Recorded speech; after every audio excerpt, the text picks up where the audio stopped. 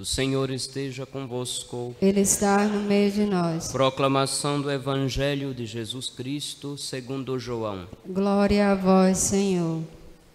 Naquele tempo, havia um doente, Lázaro, que era de Betânia, o povoado de Maria e de Marta, sua irmã. Maria era aquela que ungira o Senhor com perfume e enxugara os pés dele com seus cabelos. O irmão dela, Lázaro, é que estava doente. As irmãs mandaram então dizer a Jesus: Senhor, aquele que amas está doente. Ouvindo isto, Jesus disse: Esta doença não leva à morte, ela serve para a glória de Deus, para que o Filho de Deus seja glorificado por ela. Jesus era muito amigo de Marta, de sua irmã Maria e de Lázaro. Quando ouviu que este estava doente, Jesus ficou ainda 2 dias no lugar onde se encontrava. Então disse aos discípulos: Vamos de novo à Judeia. Os discípulos disseram-lhe: Mestre, ainda há pouco os judeus queriam apedrejar-te, e agora vais outra vez para lá? Jesus respondeu: O dia não tem 12 horas? Se alguém caminha de dia, não tropeça, porque vê a luz deste mundo. Mas se alguém caminha de noite, tropeça, porque lhe falta a luz. Depois acrescentou: O nosso amigo Lázaro dorme, mas eu vou acordá-lo. Os discípulos disseram: Senhor, se ele dorme, vai ficar bom. Jesus falava da morte de Lázaro, mas os discípulos pensaram que falasse do sono mesmo. Então Jesus disse abertamente: Lázaro está morto, mas por causa de vós alegro-me por não ter estado lá, para que creiais. Mas vamos para junto dele. Então Tomé, cujo nome significa gêmeo, disse aos companheiros: Vamos nós também para morrermos com ele? Quando Jesus chegou, encontrou Lázaro sepultado havia 4 dias. Betânia ficava a uns 3 quilômetros de Jerusalém. Muitos judeus tinham vindo à casa de Marta e Maria para as consolar por causa do irmão. Quando Marta soube que Jesus tinha chegado, foi ao encontro dele. Maria ficou sentada em casa. Então Marta disse a Jesus: Senhor, se tivesses estado aqui, o meu irmão não teria morrido. Mas mesmo assim eu sei que o que pedires a Deus, Ele te concederá. Respondeu-lhe Jesus: Teu irmão ressuscitará. Disse Marta: Eu sei que ele ressuscitará na ressurreição, no último dia. Então Jesus disse: Eu sou a ressurreição e a vida. Quem crê em mim, mesmo que morra, viverá. E todo aquele que vive e crê em mim, não morrerá jamais. Crês isto?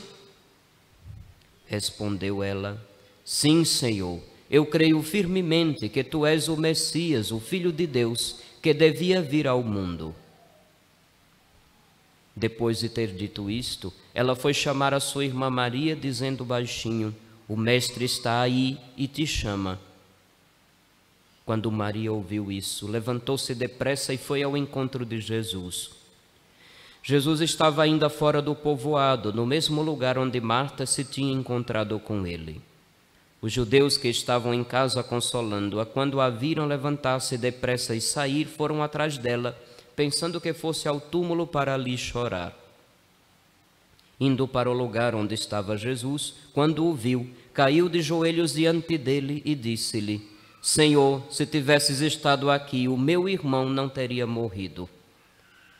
Quando Jesus a viu chorar, e também os que estavam com ela, estremeceu interiormente, ficou profundamente comovido e perguntou: Onde o colocastes? Responderam: Vem ver, Senhor. E Jesus chorou. Então os judeus disseram: Vede como ele o amava. Alguns deles, porém, diziam: Este que abriu os olhos ao cego, não podia também ter feito com que Lázaro não morresse? De novo, Jesus ficou interiormente comovido. Chegou ao túmulo. Era uma caverna fechada com uma pedra. Disse Jesus: tirai a pedra. Marta, a irmã do morto, interveio: Senhor, já cheira mal, está morto há 4 dias. Jesus lhe respondeu: não te disse que se creres verás a glória de Deus? Tiraram então a pedra. Jesus levantou os olhos para o alto e disse: Pai, eu te dou graças porque me ouviste. Eu sei que sempre me escutas, mas digo isto por causa do povo que me rodeia, para que creia que tu me enviaste. Tendo dito isso, exclamou com voz forte: Lázaro, vem para fora. O morto saiu, atado de mãos e pés com os lençóis mortuários e o rosto coberto com um pano. Então Jesus lhes disse: desatai-o e deixai-o caminhar. Então muitos dos judeus que tinham ido à casa de Maria e viram o que Jesus fizera, creram nele. Palavra da salvação. Glória a vós, Senhor. Per evangelica dicta deleantur nostra delicta.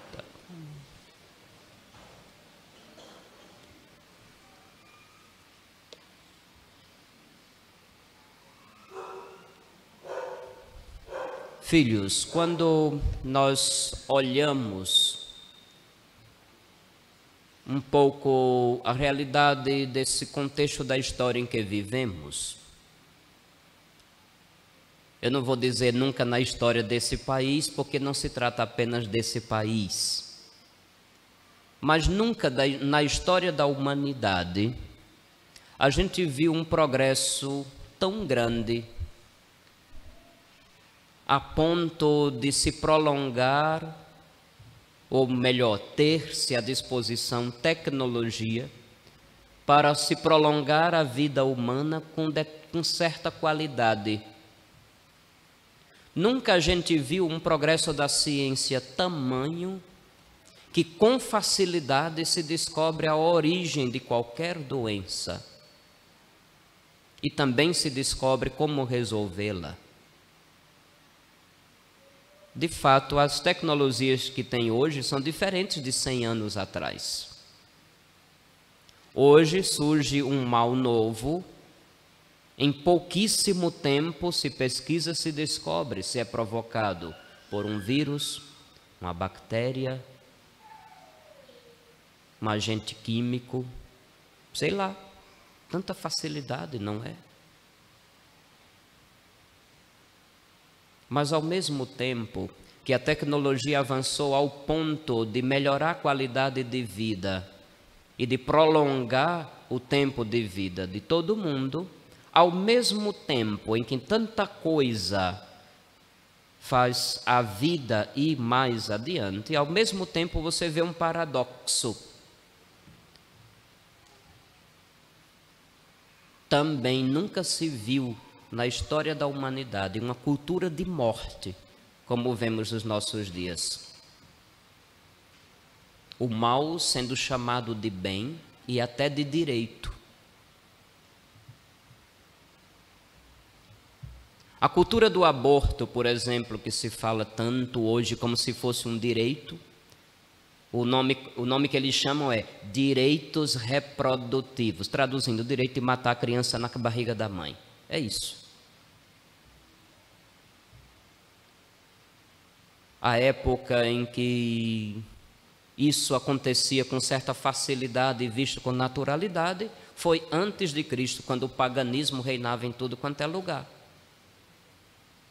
Era comum matar as crianças, às vezes no ato do nascimento. Se nascia uma mulher, elimina. Se nascia com um defeito, elimina. Se nascia albino, elimina. Síndrome de Down, elimina. Se estava abaixo de um peso considerado saudável, elimina. Olha a cultura de todos os povos pagãos como era.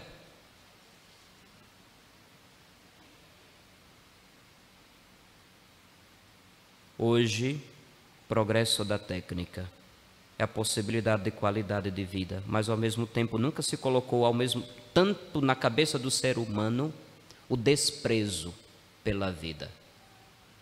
Seja pela vida por nascer, seja pela vida quando já a idade está avançada.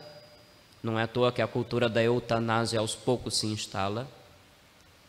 Seja uma cultura de morte também, promovendo, digamos assim, aquela mentalidade que faz a pessoa não aceitar nem mesmo o seu próprio corpo.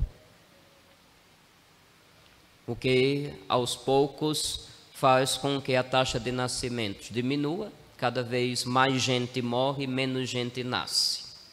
Encontraram um jeito certo de eliminar a população, sem a população se dar conta. Colabora e nem se toca. Sem contar de outras questões que faz as pessoas quererem tirar a sua vida de forma artificial, não natural, antes do tempo, a cultura do suicídio, a cultura da automutilação.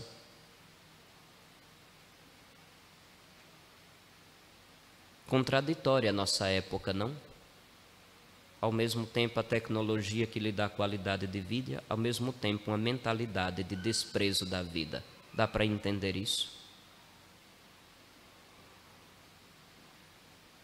É diante de um mundo como esse que nós, os cristãos, somos chamados a dar um testemunho.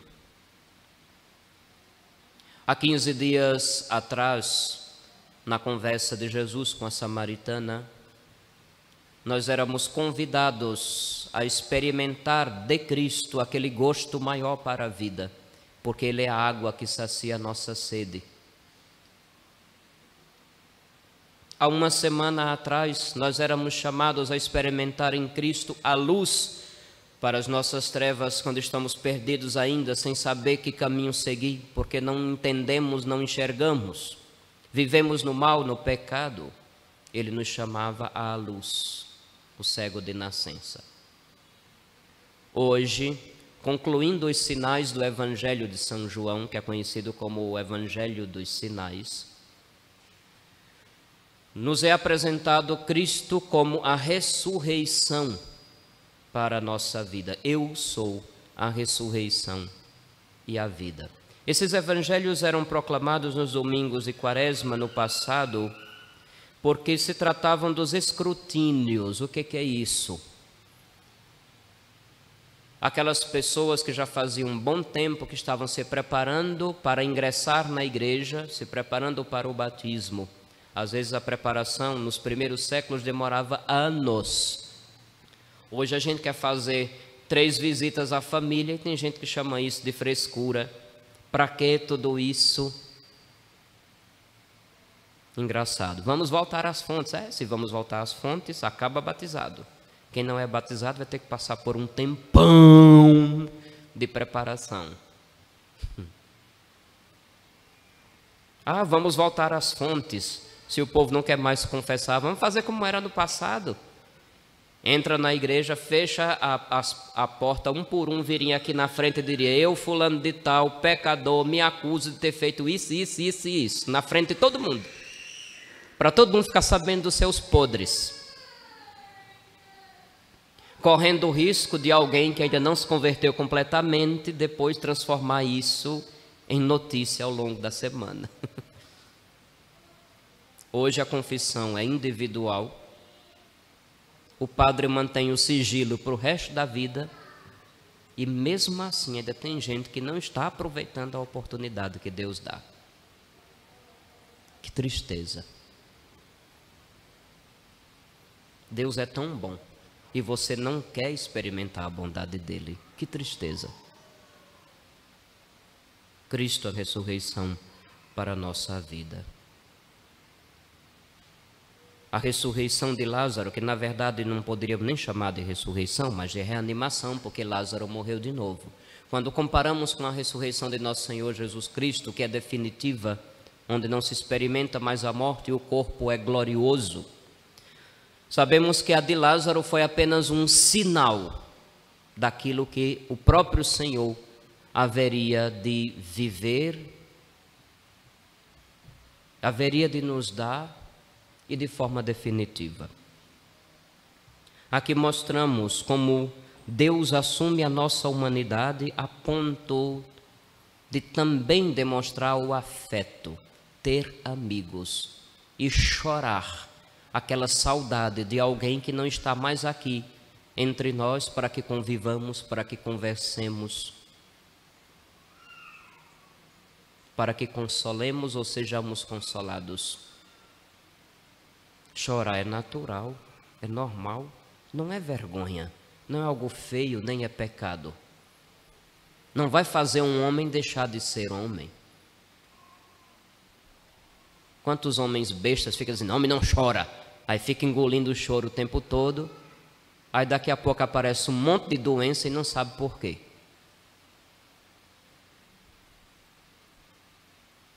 Nosso Senhor vai lá. Diz-se que Lázaro estava já há 4 dias. Na língua hebraica antiga, a mesma palavra para dizer dia também pode significar tempo, era ou época. Poderíamos entender, aplicado esse evangelho à nossa vida hoje, no século 21, como as 4 eras ou 4 idades ou 4 fases da vida de um ser humano. Sabe quais são as 4 fases, não sabem? Ou eu estou falando grego? Infância, juventude, a fase adulta e a senilidade. É melhor dizer senilidade do que velhice.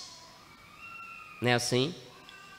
Senilidade é uma palavra chique do português clássico. Essas são basicamente as 4 fases de uma vida humana.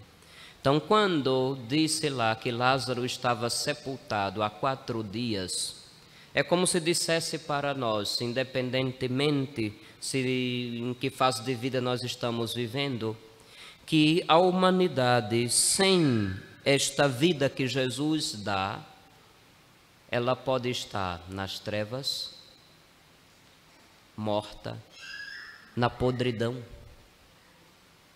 sem gosto, sem sabor, com sede. Lembremos que as leituras do Evangelho em cada domingo da Quaresma são um crescendo, ou seja, uma vai provocando a que virá em seguida. Se sabemos que Cristo é aquele que, vivendo na nossa pele, sendo Deus e homem, passa pela tentação e nos ensina como enfrentá-la e vencê-la. Se sabemos que Cristo é água para a nossa sede, tira todas as nossas máscaras como a da samaritana, nos põe na verdade e nos põe no relacionamento com Deus de verdade. Se sabemos que Cristo é a luz para as nossas trevas, como fez com o cego de nascença, hoje ele, sem sombra de dúvida, deve ficar bem marcado em nossa consciência e nosso coração como nossa vida. Sem ele, passamos pela vida inteira, pelas 4 fases, sem sentido, sem gosto e talvez até numa vida igual à podridão de dentro dos sepulcros. Para que Lázaro saia do sepulcro é necessário se obedecer à voz do Senhor, que diz, tirai a pedra. A voz do Senhor que diz para o próprio Lázaro, vem para fora. E a voz do Senhor que ainda continua dizendo, desatai-o e deixai-o caminhar. É necessário que alguém obedeça. Isso me faz lembrar um filósofo francês chamado Jean Guiton. Já ouviram falar dele? Não? Jean Guiton era um francês, membro da Academia Francesa, segundo dizem, amigo do Papa Paulo VI, um dos leigos que foram convidados a estar presentes nas sessões do Concílio Vaticano II. Jean Guiton, ele faleceu, se eu não me engano, no início dos anos 90, uma coisa assim, ou foi no final dos anos 90. Eu estava no seminário quando isso ocorreu. E ele lançou como último livro, editado aqui no Brasil em português, pela editora Paulinas, chamado Meu Testamento Filosófico. Aconselho a leitura. É muito interessante e muito divertido, inclusive. Tem uma hora que antes de morrer, ele recebe algumas visitas. A visita do diabo, para fazê-lo perder a fé. A visita de um filósofo ateu, para questionar porque ele crê em Deus. A visita de um filósofo que não acredita em Jesus, para que ele diga por que crê em Jesus Cristo. E depois a visita do Papa, para que ele diga as razões porque ele é católico. E é interessante que ele fica com vergonha. Para os outros ele diz com toda facilidade e eloquência. Porque crê em Deus, porque crê em Cristo. Mas na hora de dizer por que ele é católico, ele fica cheio de vergonha. Mas dá uma argumentação na linha da obediência. Ele diz: Santo Padre, é vergonhoso para os nossos dias dizer por que eu sou católico. Mas diga, Guiton. Aí ele continua dizendo: sim, mas é muito vergonhoso. Mas diga, Guiton, essa última chance. Mas é mais vergonhoso do que confessar imoralidades. Diga, Guiton. E no final, ele, a muito custo, o texto é cheio de reticências. Ele vai dizer: eu sou católico, porque é a única religião na qual foi-me dito que é necessário obedecer. Obedecer não é simplesmente se submeter, como os muçulmanos fazem. Não é de uma forma cega, alguém gritou e eu, como se fosse um marionete, vou lá e faço. O sentido racional e católico de obediência não é nesse sentido, não. Obedecer significa eu ouço. Ob audire, através do ouvir. A palavra obediência tem essa raiz. Eu ouço aquilo que os meus ouvidos ouvem, minha inteligência compreende e vê que tem lógica, tem razão. Ou pelo menos percebe a autoridade moral, espiritual, racional daquele que me falou. E a minha vontade quer, deseja fazer aquilo. Foi necessário que aqueles homens obedecessem à voz do Senhor quando disse: tirai a pedra. Essa é a função da igreja. Até hoje. Tirar aquela barreira enorme que impede alguém de viver. Existem muitas formas de se tirar esta pedra. A forma mais, digamos assim, básica e que não pode faltar é o anúncio da verdade, que só Jesus é, que só Jesus tem, que só Jesus pode dar. Tirai a pedra. Não te disse que se tu creres verás a glória de Deus? Foi uma provocação a Marta, que acreditava, como todo bom judeu, na ressurreição no fim dos tempos. Então, crer na ressurreição dos mortos não é algo que nosso Senhor Jesus trouxe como novidade. O povo do Antigo Testamento já acreditava, e justamente por crer na ressurreição, rezava a Deus, pedindo misericórdia para os falecidos. Portanto, o hábito de rezar pelos defuntos antes de Cristo, entre os hebreus, já existia. Tem muita gente que não conhece história, nem mesmo história bíblica, e fica querendo forçar a barra dizendo que a igreja inventou a oração pelos mortos para depois tirar dinheiro do povo. Não, não foi isso não. A oração pelos falecidos já é uma realidade ainda antes de Cristo no meio do povo eleito. Ela acreditava na ressurreição, mas crendo podia ver ainda a glória de Deus, além daquilo que ela acreditava ou esperava. Tirai a pedra, é a ordem que nosso Senhor continua dando até hoje. Tirai a pedra. E ai de nós, padres, bispos, cardeais e papa, se não agirmos para tirar a pedra, aquela grande barreira que impede as pessoas de estar na luz do Senhor, vivendo a vida que Ele é e dá. Tirai a pedra.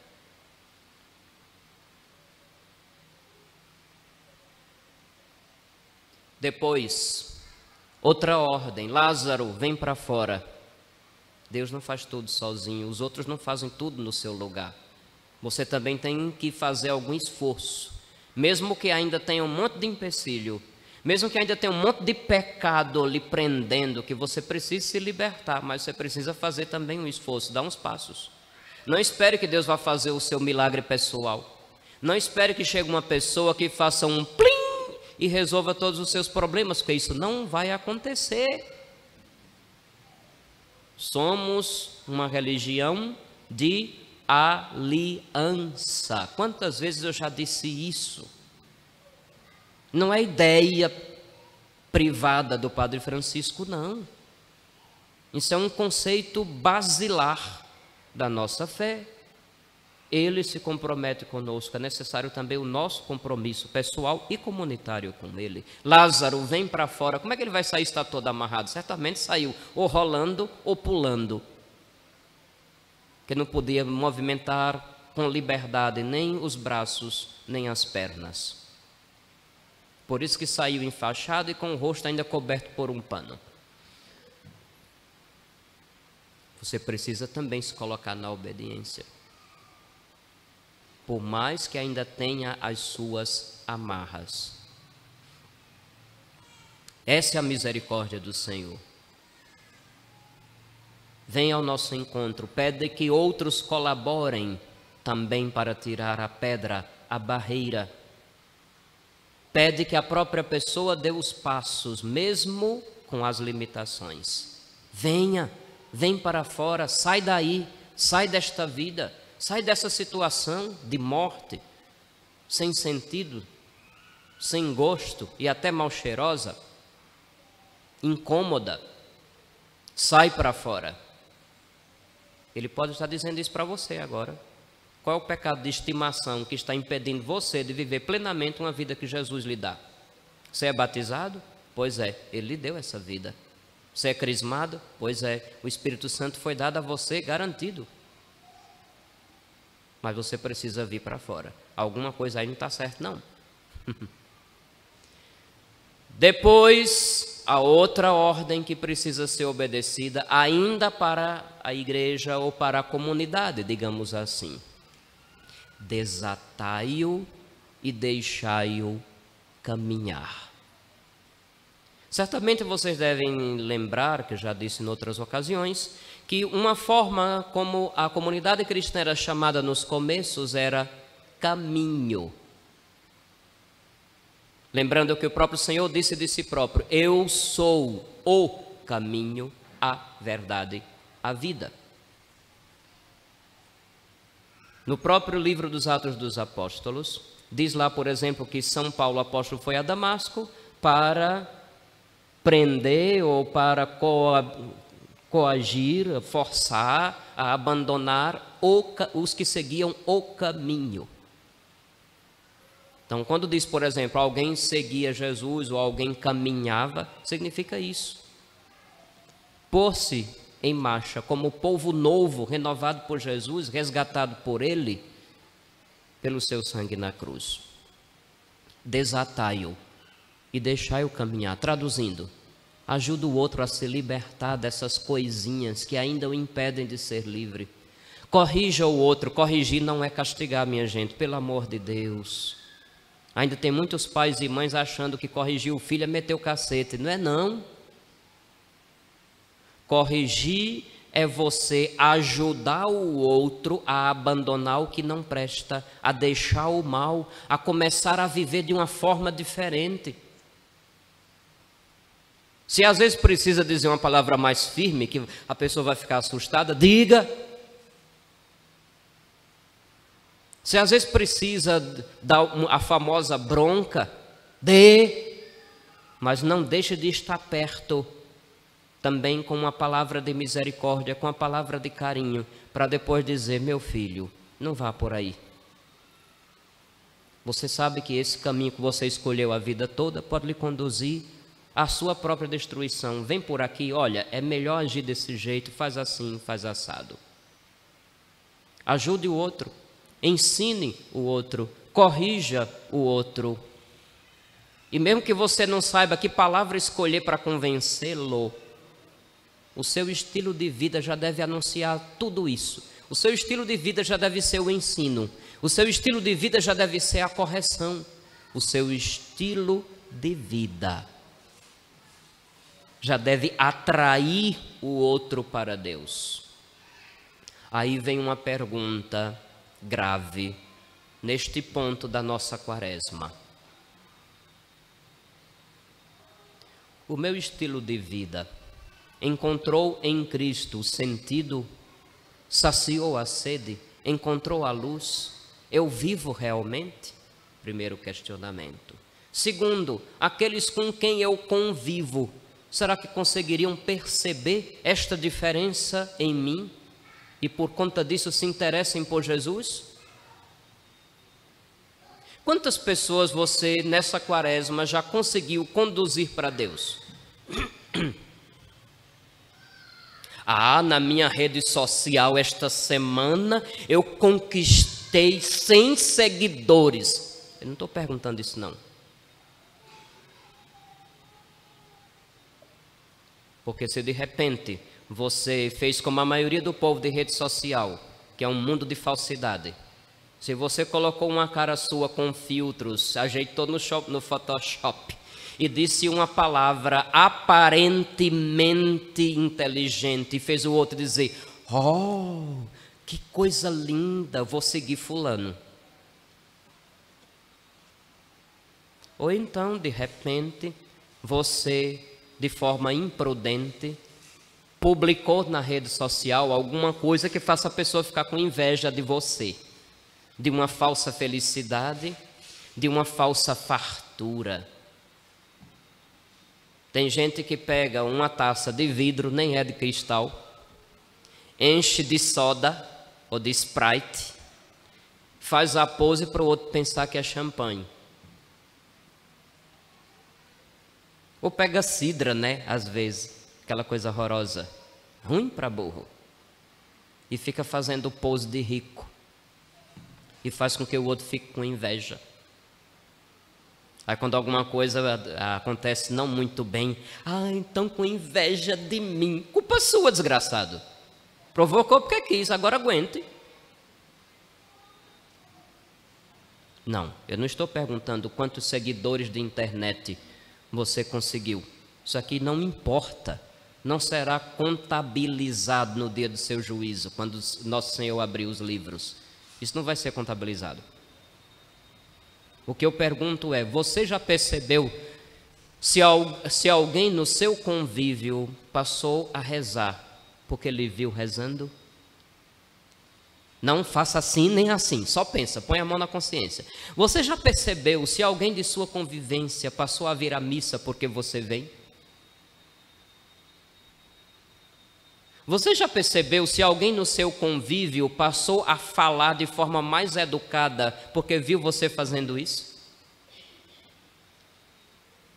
Você já percebeu se alguém no seu convívio passou a ficar mais sóbrio porque viu em você como é bonito uma vida na sobriedade? Sabe o que é sobriedade, né? É não se deixar levar por bebidas ou outros vícios que faz perder a cabeça, o juízo. Você já percebeu se alguém passou a ajudar as pessoas mais frágeis porque viu você fazendo isso e o que você fez estimulou?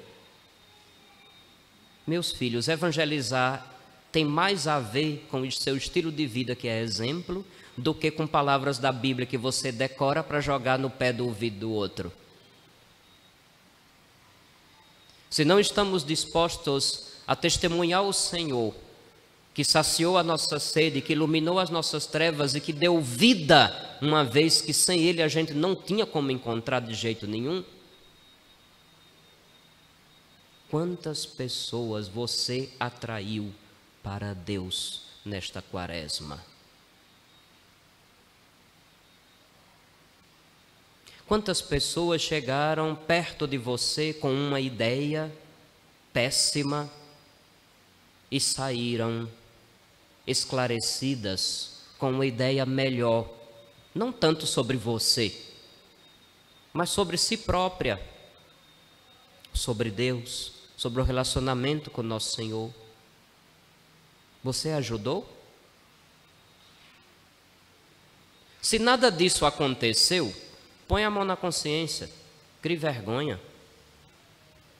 Você está perdendo tempo vindo à igreja? Você está dentro da igreja, mas com a cabeça no mundo? Você está com o nome de Jesus na boca e um monte de coisa nojenta no resto do corpo?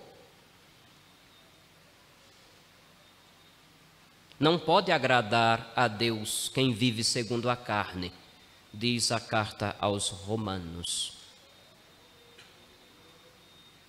Por mais que aqui e acolá eu faça coisas bonitinhas, aparentemente religiosas,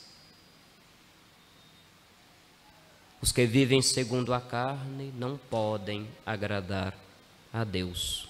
Vocês não vivem segundo a carne, mas o Espírito, porque quando você foi batizado, Nosso Senhor deu o seu Espírito para você. Creia nisso, pelo amor de Deus, antes que seja tarde. E ao crer nisso, saiba que sua passagem por este mundinho não é sem sentido. Existe não apenas o porquê, mas mais ainda, existe o para que você nasceu, para que você acordou hoje. E certamente acordará amanhã. Tem sempre um para quê. As coisas não são à toa nem por acaso. Nosso Senhor, quando foi ao encontro de Lázaro, mesmo sabendo que ele estava morto, tinha um para quê. Quem viu, acreditou. Teve a vida transformada. Pensemos nisso com carinho, porque a promessa do Senhor na profecia de Ezequiel é para nós principalmente, que já fomos resgatados pelo sangue de Jesus. Porei em vós o meu espírito para que vivais. Eu, o Senhor, digo e faço. Aproveita esses dias dessas provocações que a palavra de Deus nos fez. Põe a mão na consciência. Ainda dá tempo de voltar-se para Deus. Ainda dá tempo de sair para fora do sepulcro. Porque a verdade anunciada tirou a pedra. A luz entrou nas suas trevas. E estamos disponíveis para desatá-lo, para desatá-la. Agora você também precisa vir para fora. Pense nisso com carinho. Ao longo desta semana, os padres aqui da forania, dessa região, Laranjeiras, a cidade de Laranjeiras, Riachuelo, Santa Rosa de Lima, Divina Pastora e Siriri, estaremos todos aqui na próxima quinta-feira, a partir das 3 da tarde, para o mutirão de confissões. Aproveite de hoje até quinta-feira para fazer um excelente exame de consciência. Para que ao chegar a Semana Santa a gente realmente reviva a paixão, morte e ressurreição do Senhor. E assim como o Senhor passando pela cruz ressurge vivo, seja uma ocasião e tanto para que a gente possa mostrar diante de Laranjeiras e do resto do mundo uma vida transformada por Ele, uma vida onde Ele faz parte, onde o Seu Espírito age em nós e em colaboração conosco. E somos chamados a cooperar também com esse mesmo Espírito. Assim, o nosso testemunho será um anúncio eficaz. Eficaz significa que dá resultado, viu? Alguém agora fez ali uma cara assim. Eficaz, que dá resultados. Porque seria muito triste chegar ao fim da vida e quando olhar a nossa própria história dizer, poxa, eu não atraí ninguém para Deus. Eu não vou levar ninguém comigo para o céu. Que triste seria. Que a graça do Senhor nos alcance. Que a vida do Senhor transforme a nossa vida. Esta é a prece neste 5º domingo da Quaresma. Louvado seja nosso Senhor Jesus Cristo. Para sempre seja louvado.